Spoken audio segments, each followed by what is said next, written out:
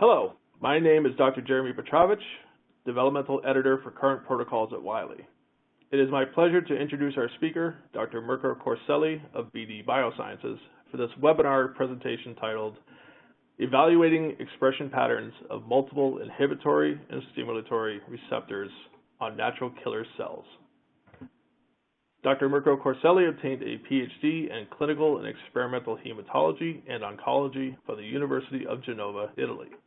He then transferred to the University of California, Los Angeles, to continue his research as a postdoctoral fellow. Most of his academic work has focused on the biology and therapeutic potential of human mesenchymal stromal cells. He is an R&D staff scientist at BD Biosciences in San Diego, where he is a flow cytometry subject matter expert and is also involved in developing innovative immunology and immuno-oncology applications. So without further ado, I hand the presentation over to Dr. Mirko Corselli. Thank you for your presentation, and thank you everybody for attending our webinar today. I'm particularly excited to talk to you today about multicolor flow cytometry applications that we have developed for the study of heterogeneous natural killer cells. And just as a highlights of the webinars and what we will talk today, at the high level, we are going to talk about the resolution of natural killer cell heterogeneity and how we achieve these through multicolor flow cytometry analysis by simultaneously assessing stimulatory and inhibitory receptor expression on NK cells. And at the end of the talk, we also look into advanced high-dimensional data analysis tools that can enable the identification of difference from donor to donor when it comes to NK cell repertoire. As for the agenda, we'll start from a brief introduction on the biology of NK cells, their function and phenotype. We'll briefly touch upon flow cytometry, the basics and consideration for successfully designed multicolor panels. We'll then dig a little bit deeper on the data that we generated using two separate 12-color immunophenotyping panels. And we will wrap up by upgrading to a single 18-color NK cell immunophenotyping panel. Starting by describing the biology of NK cells are innate lymphocytes and represent the first line of defense against infected or transformed cells. They have the ability to directly eliminate infected or transformed cells through the secretion of cytotoxic molecules. They also have the ability to regulate the immune system through the secretion of immunoregulatory cytokines. The maturation and function of NK cells is tightly regulated by expression of surface and secreted protein. It can be broadly grouped into different categories, either a stimulatory receptor, inhibitory receptor, chemokine and cytokine receptors, as well as effector molecules. And for today's webinar, we'll focus our attention primarily on stimulatory and inhibitory receptors. And one of the most important feature of NK cells is that they are highly heterogeneous and vary greatly from donors to donors. And that would be one of the main topics of this webinar, and how flow cytometry can help us revealing those differences.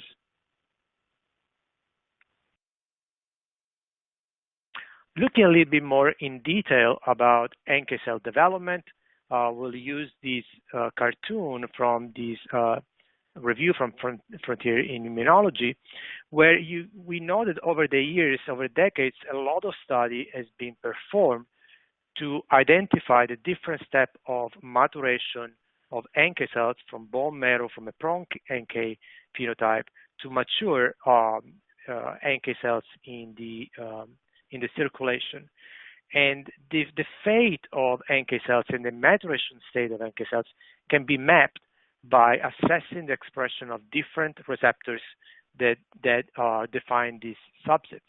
It's important that in flow cytometry we use surface markers primarily as a tag that allow us to call a cell based on their phenotype, but biologically all these markers, they exploit a very specific function that is necessary for the role that NK cells play in immunology. And for the for today's webinar, we're going to focus primarily on the mature NK cells. They're present in the peripheral blood. And in the peripheral blood, we find two major subsets of NK cells. The majority of NK cells in the blood, roughly 90% of the NK cells, are mature NK cells, which express a dim level of CD56, and they do express the marker CD16. A small percentage of NK cells in periphery, roughly 10%, are early NK cells, which are predominantly in the primary lymphoid organs, but they're still present at a small frequency in blood. And these cells are characterized by the expression of high level of CD56 and no expression of CD16. And if you look in the box, you can see that the expression of various receptors changes across these different subsets of NK cells. And just to bring attention on some of the markers that we will talk about in this webinar, if you look at the category of inhibitory receptor, you could see, for example, that the heterodimers of CD94 and NKG2A, it's more highly expressed on the early CD56 high NK cells, and it starts decreasing over maturation. And an opposite phenomenon you will see in the expression of KIR receptor. These are killer immunoglobulin-like receptors that are not so expressed in the early CD56 high NK cells, and they're gradually overexpressed in mature cells. So you can really observe this pattern of expression as cells change through maturation. Speaking more about the cell function, we will focus on these stimulatory and inhibitory receptors because they're very critical to regulate the function of NK cells. And this other review from Long et al. From Clinical Cancer Research, it's a simplification here and a representation on how NK cells function. And you can see that if we are in a scenario where NK cells that express both inhibitory and stimulatory receptor interact with the target cell, in this case, the target cell in the scenario A, they do express an MHC class 1. Now, the inhibitory receptor, they bind to MHC class 1 molecules, and that allow to recognize self cells and normal cells. So in the presence of an inhibitory receptor binding to a normal MHC class 1, the NK cells, they're not activated, they don't trigger killing of a target cell. If an NK cells in scenario B encounter a cell that does not express MHC class 1, so there is no triggering of the inhibitory receptor. However, this is not sufficient to still elicit a full-on response of NK cells because the target cell in this case is lacking activating ligands that will bind to a stimulatory receptor. So this tells us in the scenario C, for NK cells to fully be activated and trigger the cell killing pathways, a target cells need to simultaneously lack MHC class 1 and also express activating ligands. And these are usually stress-induced or damage-induced protein like MIC-A, B, UBP1 that can now bind also to the stimulatory receptor, and that in conjunction to the lack of inhibitory signal trigger a full functional response and eventually killing of the target. If a target cell expresses both normal MHC class 1 and activating ligands, in that case, we reach a dynamic equilibrium. So this is a simplified picture, but you can imagine that there is a great variability in the number of either MHC class 1 molecules that a cell can express and the activating ligands that a target cell can express. And that brings to the next level of complexity, that is about the heterogeneity and the diversity of receptors that NK cell can express. We can classify inhibitory receptors with different families. We have the KIRs, and we have the heterodimers of CD94 NKG2A proteins, as we discussed before. We have different families of stimulatory receptors. You find on the right of this cartoon from the same review. We have different families. So we have the NCRs, the KIRs, the SLAM, the NKG2, and all the combination of all these receptors enables to basically have a large repertoire of NK cells that can respond to a variety of signals, either inhibitory or stimulatory. And that basically represents what is called the NK repertoire or haplotype.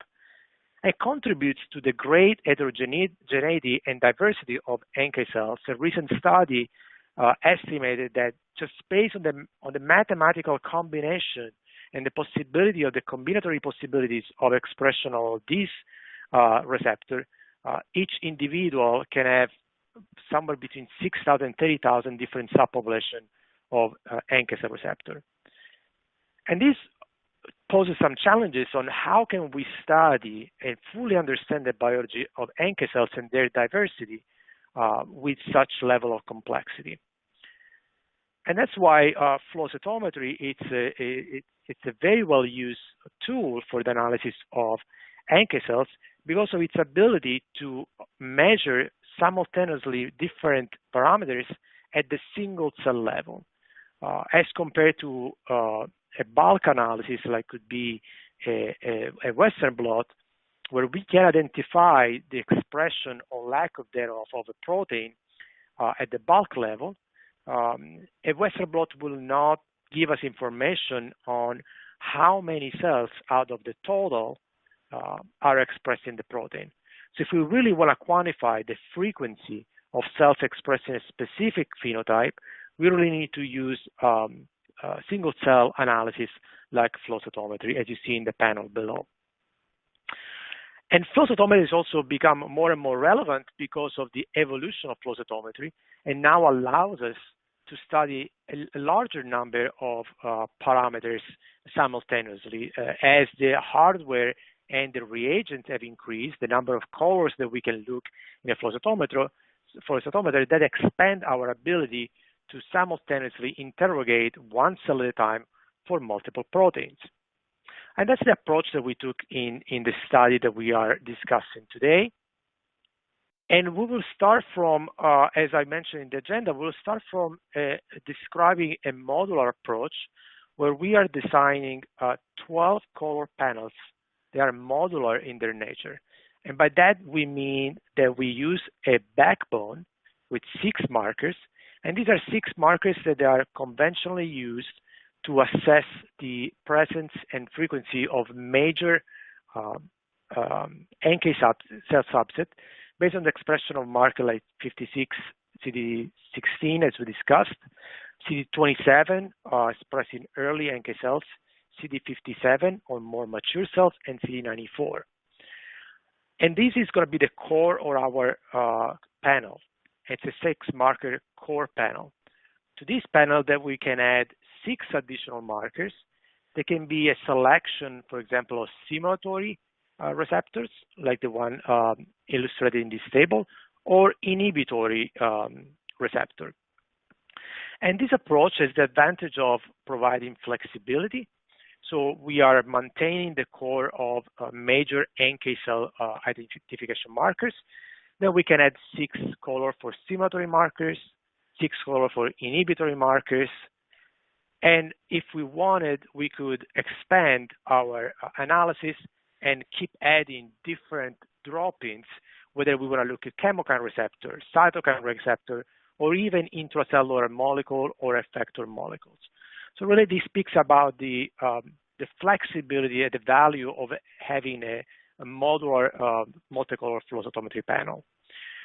For the analysis of this panel, we started our panel design using a flow cytometer analyzer, a BD LSR Fortessa X20 system, equipped with 4 different lasers, a capability of 16 fluorescent parameters in total. And in this case, we adopted panel design best practices to choose our fluorochrome. And as is illustrated here, the check mark is the fluorochrome that we have utilized. On the right hand, it illustrates the spectra that we have available and how all the different laser and dyes excited by the different laser fill the space and eventually are utilized for designing this panel. And in this scenario like this, it's very important that, as you can see, there is a lot of overlap among the dyes. So the panel design, it's based on the ability to design a panel, taking into consideration the overlap between dyes, and make sure that we minimize the spillover, and which may affect panel resolution. And so with that consideration in mind, we design our 12-color panels. In this webinar, I will not go too much into the details of how the panel was designed step by step. We have additional webinars and tutorials that go deep into the panel design approach. I would just highlight that the major consideration that we're taking account for this panel design was first and foremost the biology. It's important when designing a panel that we are aware of the antigen density of our markers and the co-expression levels between different populations, so that we can allocate fluorochromes based on their spillover and their brightness accordingly. It's also important to have an optimized setup for the instrument. And while these rules overall work very well for a lot of model systems, in the context of NK cell biology, I would like just to make a general comment that antigen density and co-expression patterns in a model system like NK cells are not always that predictable. As we will see, some of the markers that we have selected greatly vary in their expression or co-expression patterns from donor to donor. So how can we account for that variability and minimize potential impact on the panel design? And for example, if we look at a marker like CD57 or CD127 that you can find in this table that we know they're highly variable across donor, we assigned what we call as a neutral fluorochromes, like FITC and B421, which are not greatly impacted by other fluorochrome, and they do not introduce spillover in other detectors. So even if we find variability across donors, that will not impact the rest of the panel. So that was just a little caveat that I want to emphasize for this story. So we have now our 6-color backbone panel, and then we have designed our drop-in stimulatory panel and inhibitory panel. So when we start looking at the data, we can start from the backbone panel, and that allows us, as I was mentioning, to resolve major NK cell subset. So we start from an exclusion of CD3 lymphocytes, T cells specifically, and within the lymphocyte gate scatter gate, we still look at NK cells, and the first gate that we can draw is the conventional CD56 on the y-axis and CD16 on the x-axis. And there you find those two subsets that we were discussing earlier, the early, more rare CD56 bright, CD16 negative cells. These are cells that are less cytotoxic. They're not very cytotoxic, but they express cytokines. And in the more mature cytotoxic cells with less cytokine production are the majority in this case, which are the CD56 dim, CD16 positive cells. Another way to classify the NK cell subset based on their maturation and function is to look now at CD56 on the y-axis and now CD94 on the x-axis. And you can really discriminate here on the top right a small population of CD94 high, CD56 high cells. They correspond to those, again, early NK cells that, as we discussed, they express high level of CD94 and they will lose CD94 as they start differentiating. So we see an intermediate population right there in the middle where it's a CD56 high, sorry, CD94 positive. And then we'll have the more mature population that will have pretty much lost CD94 or expressed very low level of CD94. From the backbone panel, we can still dig deeper into this subset. So if we now dig deeper into the CD56 high, CD16 negative, or CD56 dim, CD16 positive, we can look at other markers of NK cell maturation, and we confirm that, for example, in the early NK cells, there's no expression of CD57, and we have some expression of CD27, and we can observe a significant population of CD57 mature NK in the subset of CD56 dim, CD16 positive cells. So just from the analysis and combinatorial analysis of those six markers in our backbone, we can gather a lot of information about the distribution of different subsets of NK cells. But now we'll focus on the two subsets based on CD56 and CD16 expression, and we start looking deeper into stimulatory and inhibitory receptor based on our drop-in panels. And so on the top panel, you will see combinatorial analysis here of different combination of bivariate plots where we can look at stimulatory molecules either in the CD56 bright or CD56 dim population. And we can see different level of expression of this stimulatory panel in different subsets of T cells, notably CD160 in agreement with recent data in the literature. It's primarily expressed on the CD56 dim positive cells as compared to the bright cells. And also, as we showed before in the cartoon before, we have the NKG2C that heterodimers with CD94, which is more expressed on the early NK cells as we expected. So this also gives us a good representation of the good resolution of the markers that we achieve in a 12-color panel and allow us to look at different patterns in different subsets. If we look now at the other tube where we have the 12-color inhibitory panel, we can also appreciate here again resolution and specificity. For example, if we look at the KIRs, the inhibitory receptor CD158A and CD158B, in agreement with the biology and with what we know about the maturation of NK cells, these receptors are not expressed in the early NK cells, but they're clearly expressed in the CD56 dim population. And on the other hand, NKG2A, it's more expressed in the CD56 bright as compared to the CD56 dim population.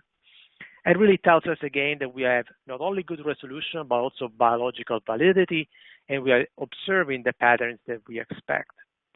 Another level of information that we gather from this data is about the heterogeneity of NK cells.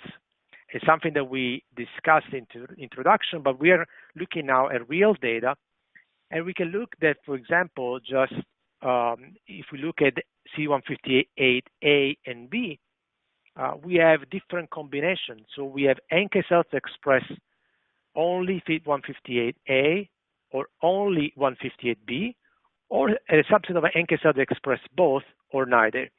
So again, that speaks about the heterogeneity of NK cells and the different combination of receptors that we can find on a single cell, at the single cell level. And that brings us naturally to the next part of the webinar, where we now are going to step up to an 18-color panel.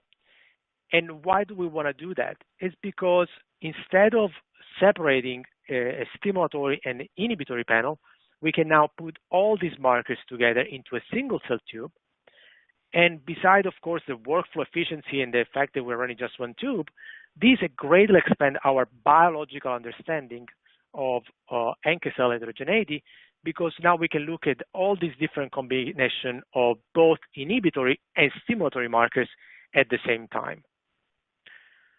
However, the the challenge of going from 12 colors to 18 colors is because it's linked to panel design and the difficulty of somehow designing a panel with more markers. So if we go back to our configuration that we use for our 12 color panel, we can see that we have used 4 lasers and dyes excited by 4 lasers, and how we already have a very crowded spectral space where we feed all our dyes. Now, if we want to step up to our 18 color panel, we're going to take advantage of a Fortessa X20 equipped now with an additional laser, which is the UV laser. And there are multiple advantages on why doing so. Of course, the first advantage is that we have now more parameters that we can look at. We can look at now 18 colors, so we can look at more parameters. But most importantly, having this additional spectral space that we can utilize out of the UV laser allow us to spread out our dyes across a larger spectral space and spread out the 18 colors so that we can minimize the spillover. And that allows us to have an easier panel design because now we have more choices, we have more opportunities and more dyes that we can utilize, and increases our quality of data when we can spread out the dyes and minimize the spillover. So for example, we can see that we can use combination of these dyes. We can reduce the crowded space of the yellow-green and allocate some of the dyes now to the UV laser line. In our configuration, we can look at 4. In our specific configuration for this webinar, we could look at 4 UV dyes simultaneously, and it really gives us the opportunity to again distribute the dyes, minimize spillover, facilitate panel design, and get better results. It's also very important that a configuration like this is not only relevant to 18 parameter panels, it also allows you to have a much easier and much better resolution when you go to 12 or 14 colors, because now we can spread and minimize the spillover even more. It also introduces to a new family of dyes, which are the brilliant UV dyes. They have their own unique features and capabilities. Just give you an example of one of the dyes of the family, which is the brilliant UV 395. And this is what we call a spread analysis or an N by N analysis, where on the x-axis you can look at CD4 staying with BUV 395. And what we do here, we are looking on the y-axis and all the other channels and all the other detectors in our instrument. And what you can appreciate that this dye provides a very good resolution of CD4 and introduces basically no spread into any other channel. So this is a very clean dye that we can now utilize. This is very relevant, for example, when we put markers at the top of our hierarchy on markers or on markers that are very highly expressed, and basically there's a high level of co-expression, high level of expression, and we can minimize the impact on all the other markers that are co-expressed. So this was just to give you an introduction on one of the brilliant UV dyes. This next slide speaks about the concept we were talking about, having more flexibility now in your panel design. So panel design, we take in consideration the biology, the expression level, the fluorochrome brightness, but there's also a limiting factor sometimes is the reagent availability. And when we have a lot of redundancy on the formats and on the dyes that we have available for each specificity, that might impact our ease of panel design. So just by introducing now the UV laser and the brilliant UV dyes, you can see that for these specificities, we have increased the number of available reagents that we can now choose multiple formats and more formats, and that allows us to basically have a greater flexibility in designing our panel. So with all those considerations in mind, we went ahead and designed our 18 color NK panel using the 5 laser configuration. And you can see that we have basically now each dot represents a laser line. We'll be able to spread across 5 lasers with taking consideration the antigen density, the co-expression levels, and we have optimized our panel to analyze simultaneously all these markers. But the first thing that we wanted to do, of course, was to make sure that biologically we are gathering the same information as we were when we were using the 12-color panels. And on the top, you see the 12-color panels and the definition of some of the subsets that we discussed, the major subset based on CD56 and CD94, the inhibitory receptors and stimulatory receptors. And you can see that biologically this is the same donor. We're getting equivalent results, an equivalent appreciation of the different subsets when we have now multiplexed all the panels into one, and we have changed the fluorochrome, but we still maintain the ability to detect those subsets. It's also to understand that when you increase the complexity and the number of markers, you expect resolution to be somehow impacted. That's expected. But again, the rule of panel design help you minimizing those impacts and making sure that even if a marker like CD56, in this case, you might appreciate is a little bit bright, it's a little bit dimmer on the second panel, we still can detect those markers clearly and call those cells based on the phenotype. So this is great. Now we have 18 parameters. We have all our inhibitory and stimulatory receptor in one panel. But again, this poses an additional challenge. Another challenge that comes with expanding our panel from a 12-color to an 18-color is the complexity of the analysis of the data that we are going to generate. The more parameters we have, exponentially increase the complexity and the combinatorial possibilities of the markers the expression of the markers that we're looking at. And so the conventional flow cytometry analysis that is based on basically a biased approach of manually gating on population based on a priori knowledge has a lot of drawbacks, like the subjectivity, the variability, reproducibility, but also inevitably introduces a bias. So as we move forward now with the evolution of flow cytometry in a higher and higher dimensional space, we also need to take advantage of computational flow cytometry analysis. And this is based on algorithms that can assess all markers simultaneously in a completely unbiased fashion. So we're going to give some example of these tools, and this tool can help both on the visualization of the data, but also on the identification of population that we have not been otherwise been able to identify. And to really show the full potential of a computational flow cytometry analysis, we have run that 18-color panel now on 5 individual donors. And in this case, we are getting on total CD56 NK cells, and we are using t-SNE analysis as a dimensionality reduction tool that basically take all the information and all the expression of the markers and reduce the visualization and the allocation of this marker into a bidimensional space. And it creates what now we refer as clusters or islands. So what we can do, and this is analysis that is performed on FlowJo, when we look at all donors, the first plot on the left, this is coming from a concatenated file. It means that we have merged the files from 5 individual runs and 5 individual donors. Now we have merged them into a single file. We can create a t-SNE plot, and now we can tease out each donor and see their clustering and their distribution of cells.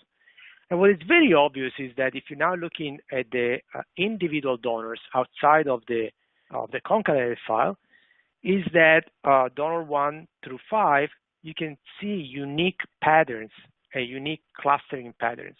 They're very specific to each donor. Now, what t-SNE does, it's a visualization tool. So it's telling us that there's something in each individual donor and some markers that are differentially expressed and drive this different clustering. Now we need to start digging deeper and realize what are the markers that are driving this difference. So one approach that we can take is, for example, using a heat map, where now we can maintain the clustering and the islands that we see there, and we can interrogate one marker at a time and see through a heat map for each donor where the marker is expressed. And this gives us basically a spatial distribution of each marker, and it can also code it in a heat map fashion, so based on the level of expression. So for example, we can appreciate different CD57. For example, donor 3 has a predominant clusters that are CD57 positive, a higher expression as compared to the rest of the donors. Donor 5, if you look, for example, at CD94, you can see that right at the right of the plot of donor 5, there's a very unique population there, seems to be unique to that donor. It's very highly expressed in CD94, and similar different patterns if you look at CD158A. However, this is more of a special distribution, is not going really at the single cell level. Another way that we can now look at all the markers in all the donors is conventionally looking at histograms. And so this is a very quick way to interrogate the level of expression and the patterns of each individual marker across donor. So we can again confirm in this case that CD57 is very variable across donors. Some donors express low levels, some donors express very high level. CD94 seems to really stand out in this case, where donor 5 has a high level of frequency of CD94 positive cells as compared to other donors. So this gives us some hints on what possibly drives the different clustering of different donors. But ultimately, the limitation of using single analysis like histogram is that we are not really, in this case, understanding the relation between different markers. We're looking at one marker at a time, but we don't know if these markers or some of these markers are co-expressed or not co-expressed. And so what's the combinatorial expression of these markers? So to really eventually close the circle here and dig deeper into this kind of analysis, we took advantage of another algorithm and another analysis tool, which is called SPICE, which is an acronym for Simplified Presentation of Incredibly Complex Evaluation.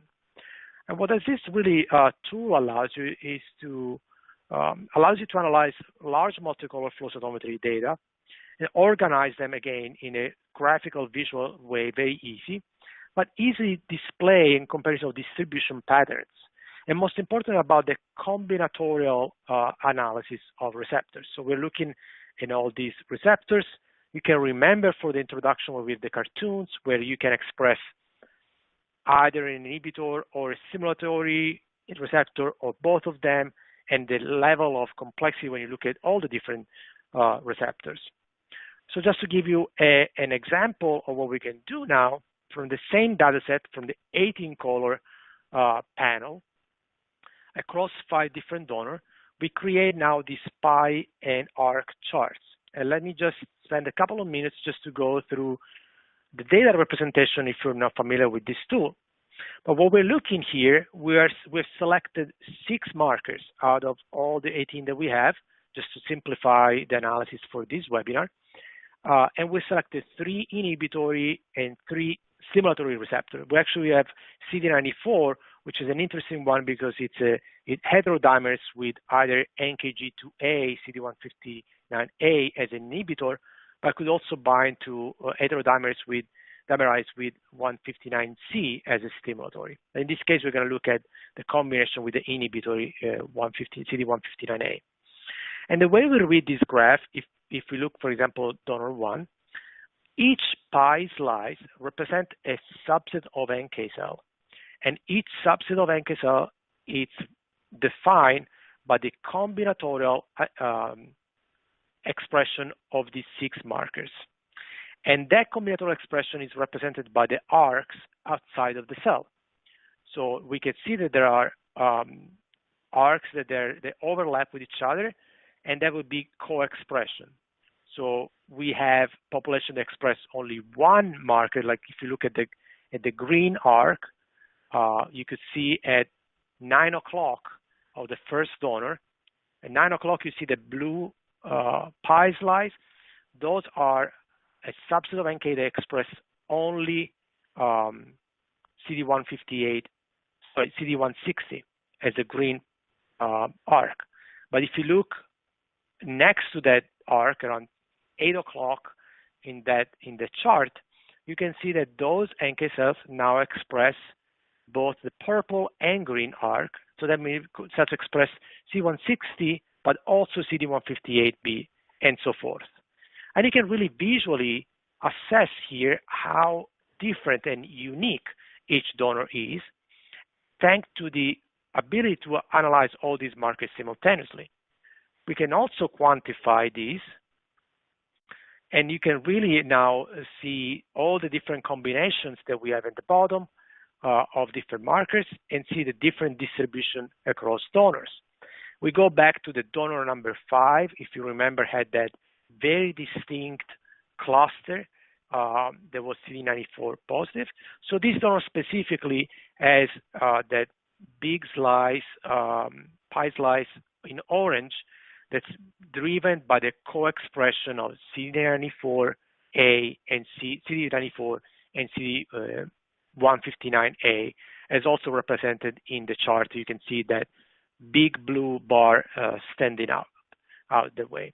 So again, this give us a lot of biological information on the distribution of markers, but most importantly also on the unique NK cell repertoire across different donors. So just to summarize what we've discussed in this webinar, we have showcased how multicolor flow cytometry can really allow you to resolve major NK cell subset and different functional and developmental stages of NK cell maturation.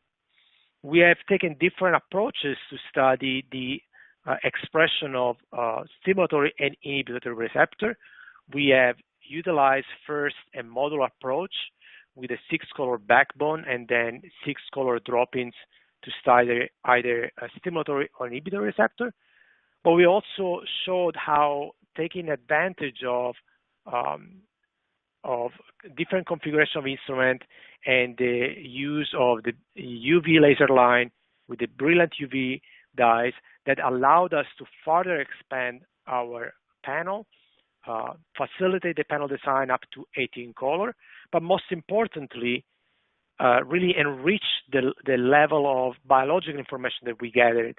And that was also facilitated by the use of computational analysis, in this case performed on FlowJo or through the SPICE software. And all of this culminated eventually in the ability to easily identify donor-specific differences in NK cell diversity using the tools that we have described. So, and with that, I would like to conclude by acknowledging the team that has been involved in this study. I'm a member of the R&D immunology application team, and we are part of the scientific affair, medical affair, and application group. The team is led by Suraj Saxena, and for this study, the study was overseen and supervised by Stephanie Whitman, and the experiment was executed by 2 senior scientists on the team, Chad Sisovantong and Nian Kara. And with that, I would like to thank you for your attention, and I'll be glad to take any questions you might have. Thank you so much.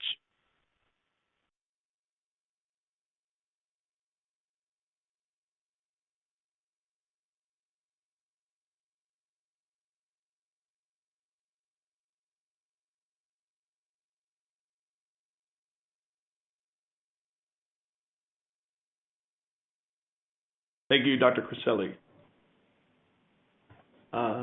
So our first question is, how do we know if the panel tested provides the necessary resolution?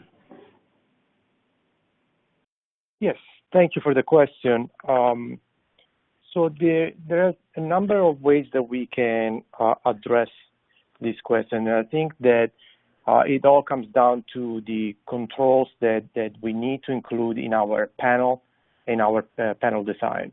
One of the best way to analyze the panel and diagnose the panel, if you want to assess the resolution, you might want to have your single stain control for each one of your specificity.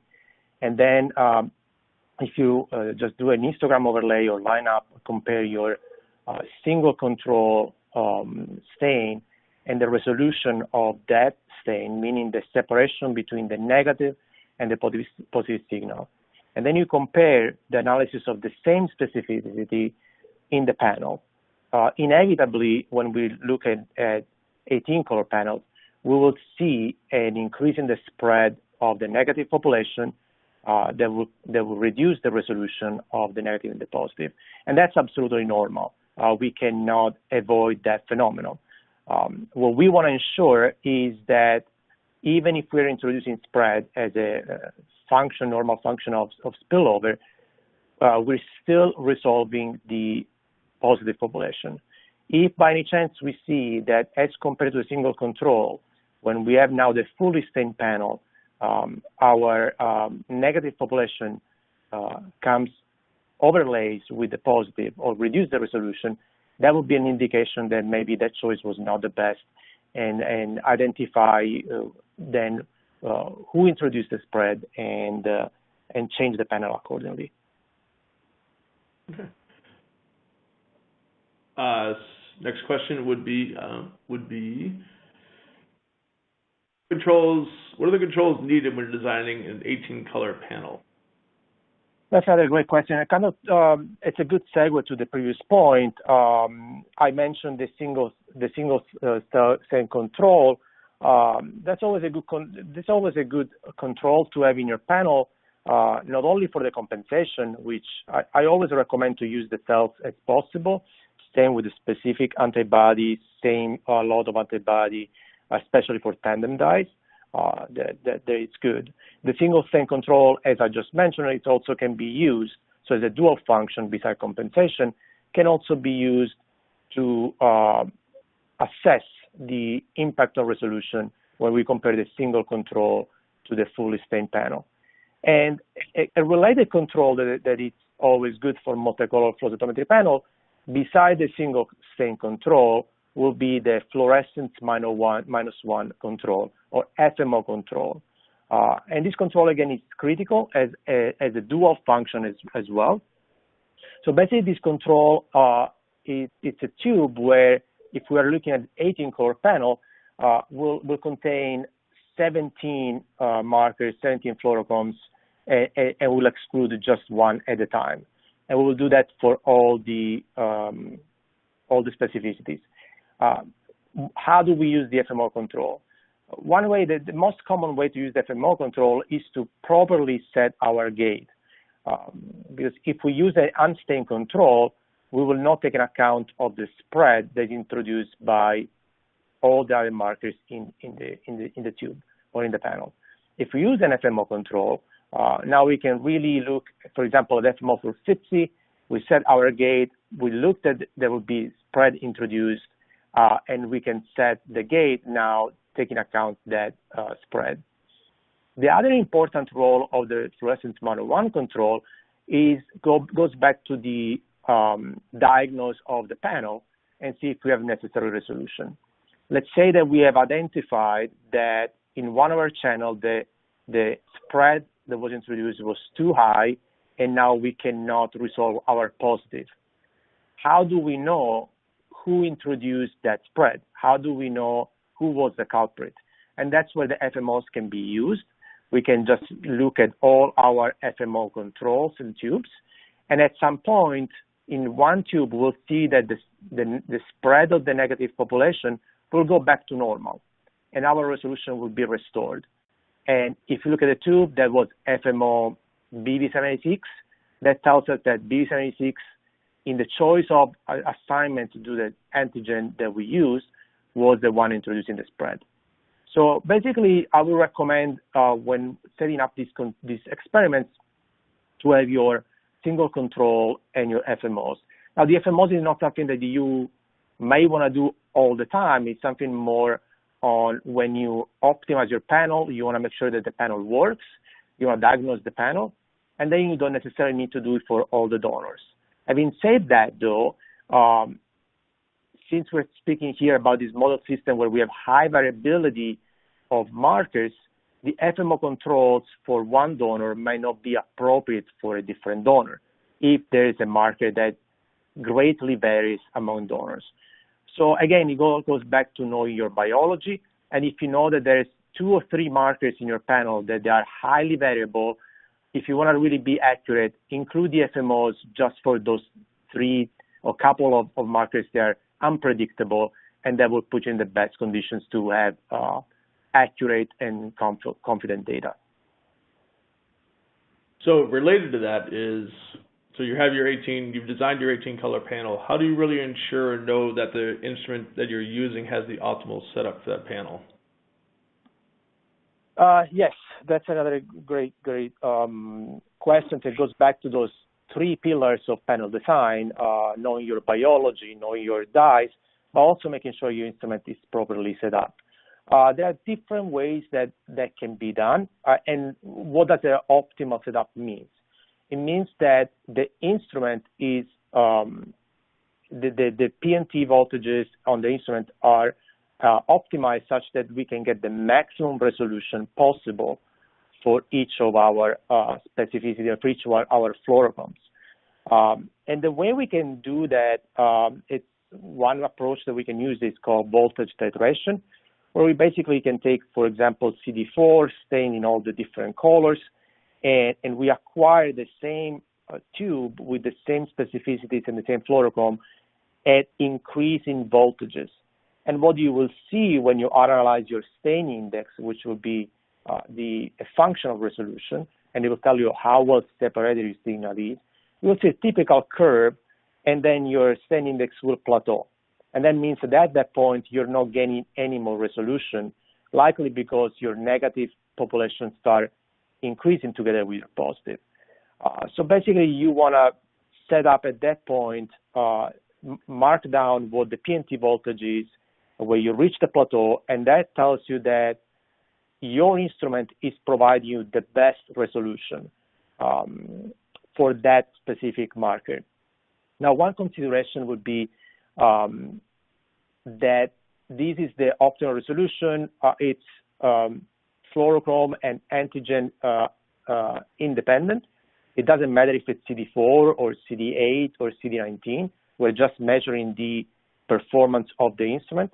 Having said that, if, for example, we are now using in our panel a specificity that has an antigen density higher than CD4, there's the risk that our voltages might be too high for the specificity and our signal will go off scale. So what I would recommend is, even though your instrument is set up optimally based on a voltage saturation performed on CD4, whenever you optimize a panel or you diagnose a panel, before you even run all your controls and your compensation, quickly look at your sample and make sure that all your signals are off scale. It will be, if you start compensating and you're 3/4 of the process it would be really hard to change the voltage here to rerun all the controls. So quick check on the voltages and on the signal and make sure everything's on scale, and you can utilize the best optimized settings of your instrument. All right, great, thank you. So one question actually related concerning equipment is, can this panel be prepared and used on a fax lyric system? That's another great question. Just to clarify, the fax lyric is a 3-layer, 12 parameter, up to 12 parameter instrument. So the exact panels that we showcase here, the 12 color or the 18 color panels cannot be utilized on lytics just because of the different configuration and the lack of a yellow-green or a UV laser. Having said that, we have actually designed a lytic-specific panel for these markers, for these inhibitory and stimulatory panels, using a similar approach of backbone plus drop-ins.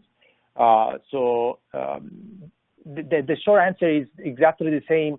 Panels cannot be used on lytic because of the different configuration, but they can be designed for lytic. And once you are comfortable with the panel design process, at the point the rules and the consideration to be taken are configuration agnostic. Whether you have 2 lasers, 3 lasers, or 5 lasers, you will use the same process to design your panel. And lytic is it's a good example of a 3-laser instrument with great resolution. And as a matter of fact, these